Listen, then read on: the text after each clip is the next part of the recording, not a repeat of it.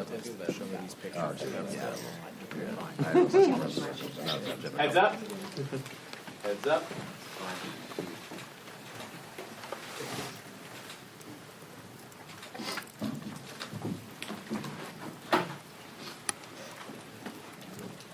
So good morning, everybody. I first want to start off by praising Congresswoman Elise Stefanik. Her work ethic and commitment will help us deliver President Trump's agenda and the American people's agenda. And we look forward to what she brings to the table. Now let's briefly recap the weekend and discuss what we're working on this week. The fake town halls hosted by the Democrats are quite frankly pretty sad. Constituents are being deceived by the Democrats. Democrats actually should be ashamed of their tactics. And instead of holding town halls in their district, they've decided to not speak to their constituents, which they should be speaking to their constituents. They are causing confusion with others and hosting these fake town halls, yelling at a chair that nobody occupies, okay? The Democrats, however, have found their vision. The Democrats have found their leader, and the Democrats, April Fools, I forgot it was April Fools today. That was my attempt at an April Fool's joke. We know the Democrats have no vision, no message, and no leader. They're still lost, they're still out of touch, and they are still hell-bent on fighting against personalities, not the policies. Notice they don't fight on the policies, they fight the personality and they attack the person. But that's what you do when you're not winning on the issues. We keep giving the Democrats opportunities to join us on these common sense legislation, and they will actually have 2 more opportunities to join us this week. Like Rep. Darrell Issa's bill to ensure that rogue judges don't block the lawful exercise of executive power. You know, a single judge should not have the authority to unilaterally issue rulings that affect the entire nation. Left-leaning judges are trying to stall President Trump's efforts to fulfill the American people's mandate. House Republicans are restoring balance to the judicial system, standing up for integrity of our constitutional system, and upholding the checks and balances that safeguard our democracy. One of the most crucial safeguards of our democracy is our electoral system. An electoral system Americans have actually lost trust in because Biden helped more than 10 million illegal immigrants enter into our country. And he didn't do anything to ensure these illegal immigrants weren't voting in our elections. It's common sense that only U.S. citizens should participate in our election process. That's why House Republicans will pass the SAVE Act. We want to restore trust in America's election system and protect the ballot box. House Republicans are making America secure by passing the SAVE Act. If Democrats vote against this common sense bill, and I assure you they will, you should ask them these questions in the hallway. Ask them, why do they want illegal aliens to vote in our election system? Why do they refuse to protect Americans' constitutional right to vote? Why are they opposed to securing our elections? Interesting questions. Why do they stand against the American people's mandate? I'll save you some time. They don't have an answer because they're lost with no leader, no plan, and no vision. All they want to do is fight against our personalities. Now I will turn it over to freshman rep, Attorney General Derek Schmidt from the great state of Kansas to give us his perspective. No, you can't miss them. I gotta get some short people up there. Thank you, Chairman McLean, and thank you all for coming out this morning. My name is Derek Schmidt. Glad to be with you today. We have a couple of bills on the floor this week that I wanted to offer some perspective on. First, with respect to Representative Iss's bill, the No Road Rulings bill, the Nationwide Injunctions bill, I do think it's important to stay focused on what we are debating. We're debating the universe of remedies that are available to a single district court judge when a plaintiff walks into the courtroom and asks them to disable some federal action, either federal law, a federal regulation, or a federal action by a federally elected official like the President of the United States. We are not debating whether people who are aggrieved can walk into court and seek redress for themselves. We are not debating whether a district judge has the ability to resolve a case or controversy properly brought in front of them. But this notion that a litigant seeking relief for themselves can walk into any district court in the country where they have standing and ask a judge, and perhaps other litigants similarly coordinated and situated can go into a different district court and ask a judge, and another in a different district court and ask another judge, and only one of those district court judges has to find a sufficient basis to enter an injunction that applies nationwide, grants relief to all of those litigants in every court, and stops the actions of the President of the United States or of a federal actor or a duly enacted federal law or regulation.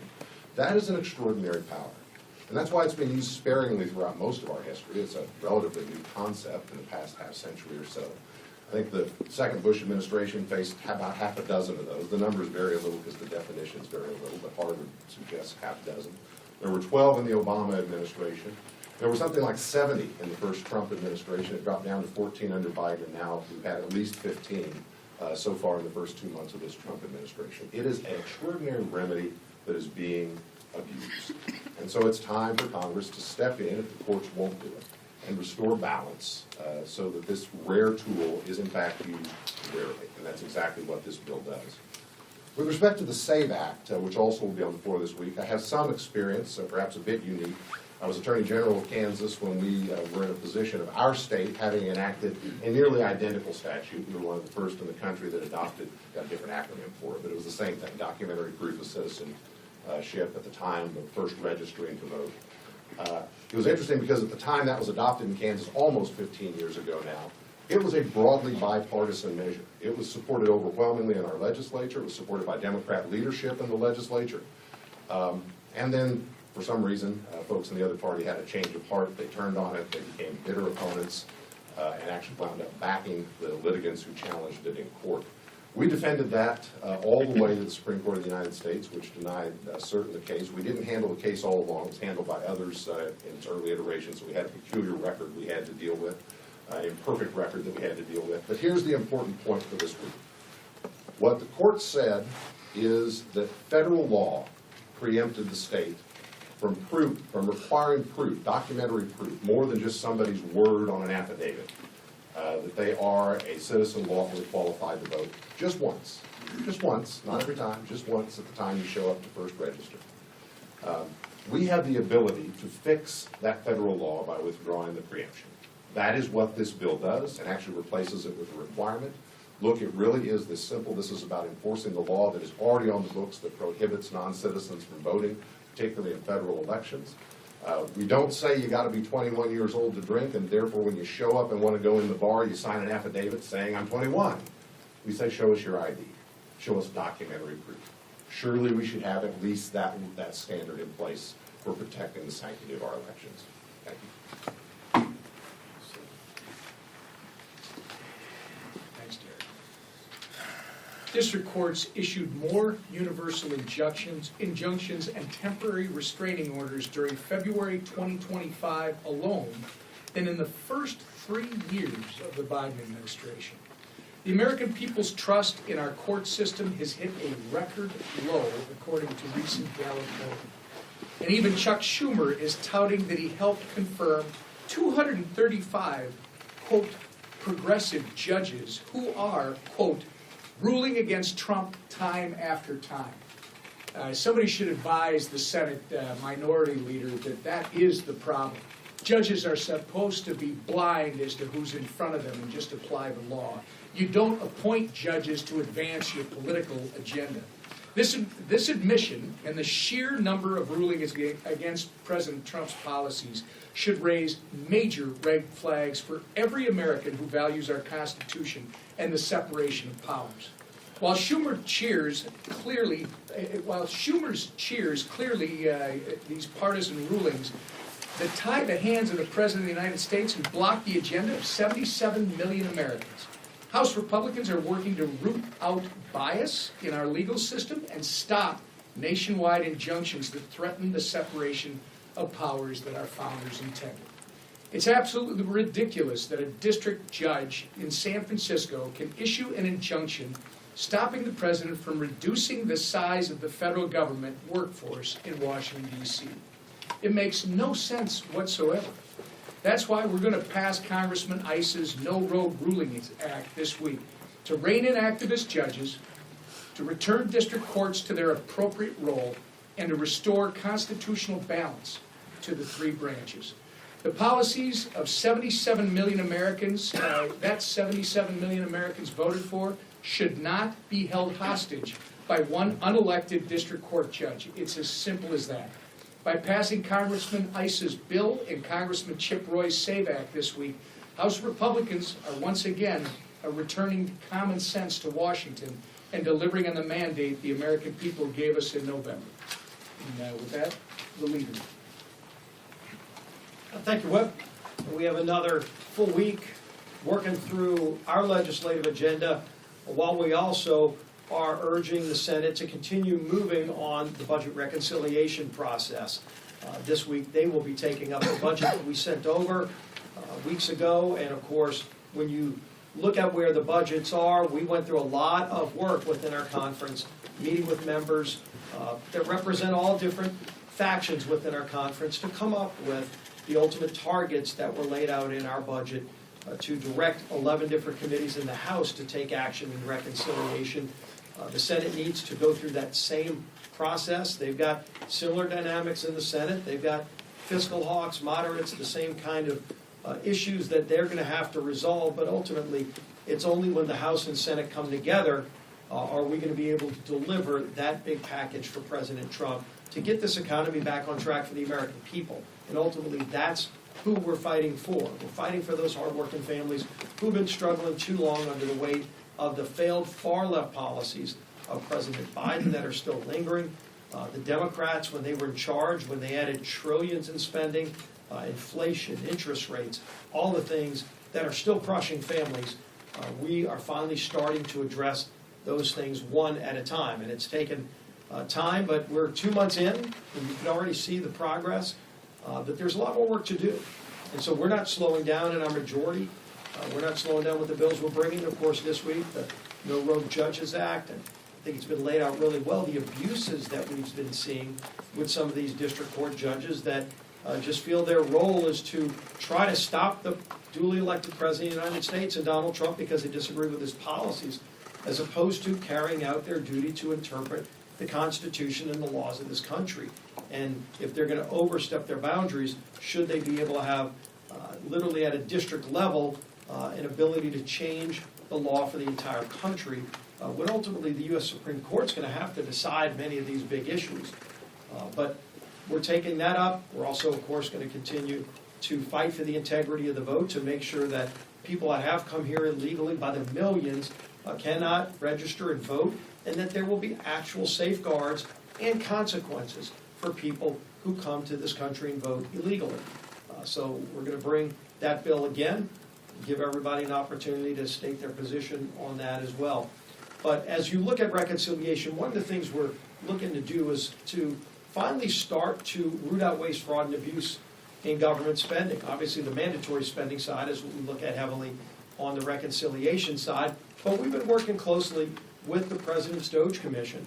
And for anybody who didn't see it, I thought it was a very refreshing exercise to watch Elon Musk and all the other leaders of DOGE come together and do, in essence, a town hall meeting, talking about the methods, the methodology, and the sophistication that is being used to root out waste, fraud, and abuse in government spending.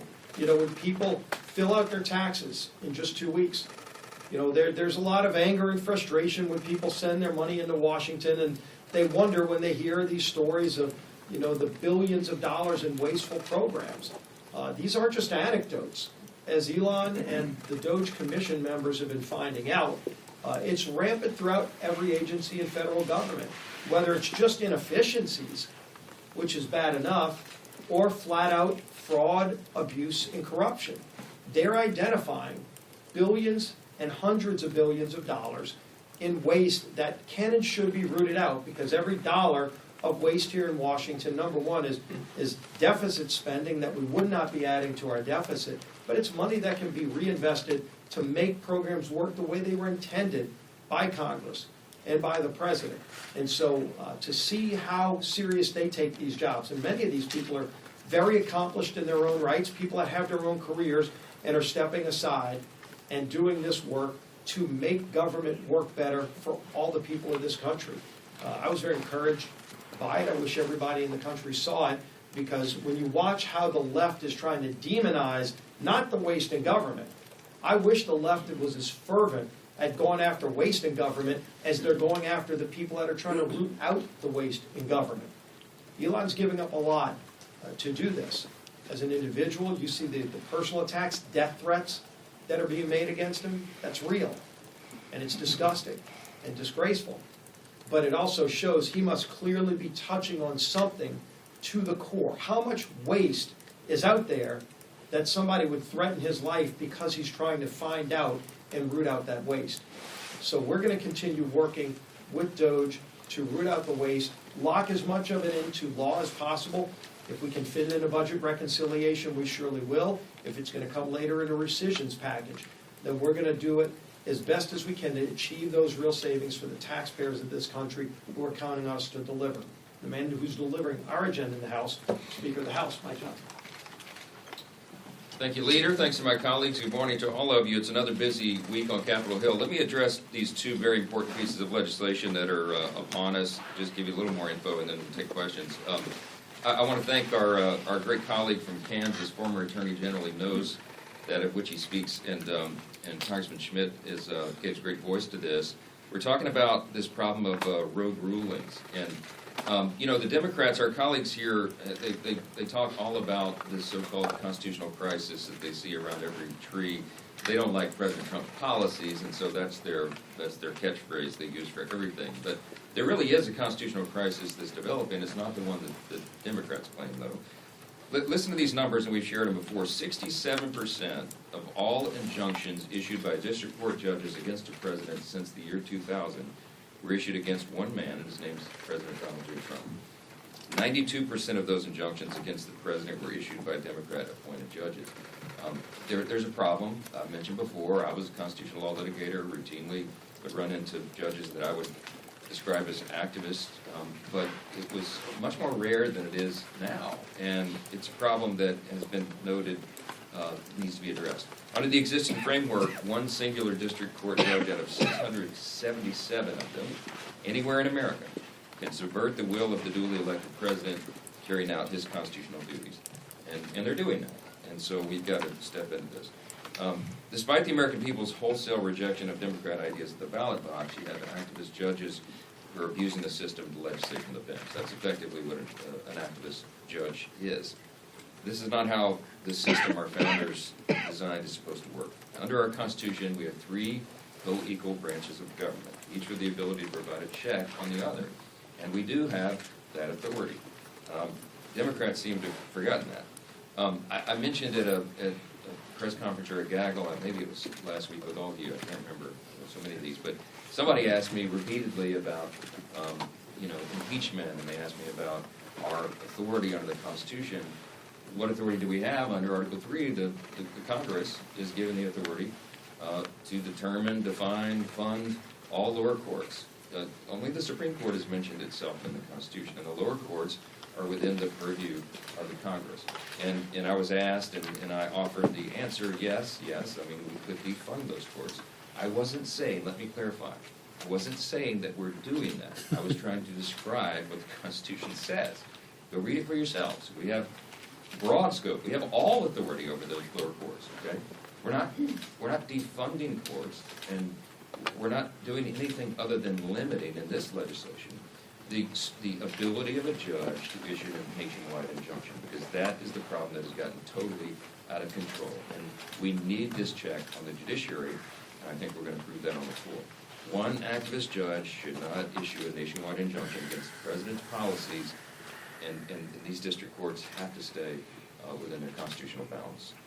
The next act we talked about that'll be on the floor is the SAVE Act, and we've been here and done this. But we have to do it again, because we never got it through the Senate last time, but this is the second time in less than a year congressional Democrats will have the opportunity to do something that 87% of the American people demand that Congress does.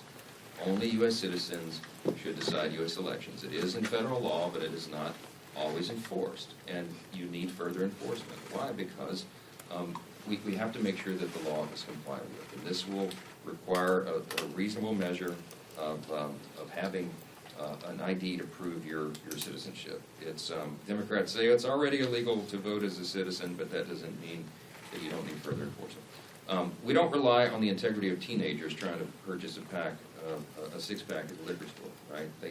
We require them to provide ID to prove they're old enough to make that purchase. We require ID for almost everything in society, and almost everybody has one. And we're just saying that this is a very simple common sense measure. States are barred from even asking to verify citizenship status or on voter registration forms currently. So we have to fix that. And the states can't just rely on the integrity of the registrant. We need a safeguard in the system. So the SAVE Act closes that massive loophole and codifies President Trump's executive action to secure our voter registration process. And it protects the voices of American voters. If we don't have free and fair and safe and secure elections, and we have nothing in a republic. And so that's where we're moving forward, and we'll see where the Democrats stand. Mr. Speaker, President Trump this week in an interview with my colleague Kristen Welker said that when he repeatedly brings up the idea of running for a third term, that he is not joking. You are a constitutional law expert. Is there a legal constitutional path for him to seek a third term, and would you support him if he went down that road? Well, I just told everybody to read the Constitution. There's a constitutional path. So you have to amend the Constitution to do it, and that's a high bar. The President and I have talked about this, joked about it. He's joked about it with me on stage before. We take him at his word. I understand why so many Americans do wish that he could run for a third term, because he's accomplishing so much in his first 100 days that they wish it could go on for much longer. But I think he recognizes the constitutional limitations, and I'm not sure that there's a move about to amend the Constitution. Yeah. Speaker Johnson, do you think that the President should move forward tomorrow with tariffs, with imposing tariffs? He's made very clear that he's doing this in the executive branch under his executive authority, and it doesn't involve Congress in that way. Look, you have to trust the President's instincts on the economy, okay? Why? This isn't blind faith. Remember what he accomplished in the first administration. Before COVID, we had the greatest economy in the history of the world, not the U.S., the whole world. Every demographic was doing better because we cut taxes, we cut regulations, and we made a better economic environment for everybody to succeed. And he is going about that same plan to bring that about, and tariffs is a component of that.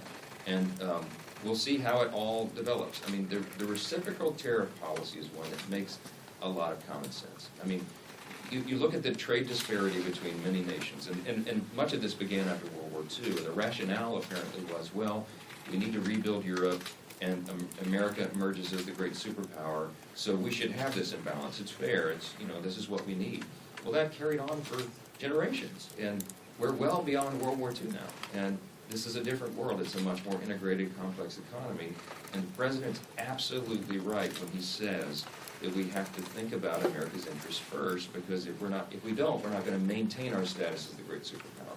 And when he says, let's have free trade and fair trade, I think the reciprocal tariff policy makes sense. If somebody has 100+% tariff on imports of U.S. goods, and we have virtually nothing, why don't we settle that balance? If we raise and match their tariff policy, I think ultimately what happens is you get back down to a free trade agreement, that these countries that are engaged in this disparity, this raw deal for Americans for so long, it'll get their attention, and they'll, I think, reduce their tariffs on us.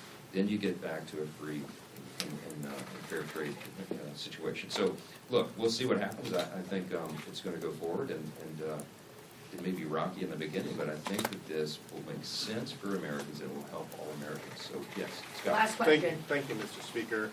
President Trump says that Elise Stefanik will be rejoining your leadership team and that you are very enthusiastic to be having her remain in the House. What role will she be playing on your leadership team, given that she has already relinquished her past leadership role? Yeah, we're trying to sort that out. Elise is a dear friend, trusted colleague. She's a super talent, and she has always brought a lot to the table. And she stepped down from her conference chair role, and on her important committee assignments, she was in line to have a gavel on some of those. And the circumstances changed. So recognizing her talent, I said I would love to invite her back immediately to the leadership table. All leadership posts are filled at the moment, so we're trying to figure out some creative role for Elise to play because, I think that helps the whole body. I think it helps our conference and it puts her in a position where she can be of her highest and best use. Scott, as you know, every single day as Speaker, what I try to do is make sure all of our members are of their highest and best use. We try to match skill sets with positions, and it's an imperfect thing, but we work through it. And, what happened with Elise is we're dealing with, and we're going to make her a very valuable and important member of this conference, as she always has been. And I'm excited about that. I am. I'm glad to have her remain with us. So, last question, right back. On the topic of activist judges, does the legislation touch on using artificial intelligence at all in this regard? And semantic analysis of artificial intelligence is very high, and is it theoretically possible to be able to use AI in a judiciary capacity? Wow. I think they're going to replace all the lawyers before they do the judges, and I'm worried about that. I'm a recovering attorney myself. I don't know. That's a great question. They say AI is going to change everything. I certainly hope that we don't have AI determining the outcome of cases, though. I think you've got to rely on the system and rely on human judgment for these things. But we'll see. That's a brave new world question. I don't have the answer yet. Thank you all so much. Appreciate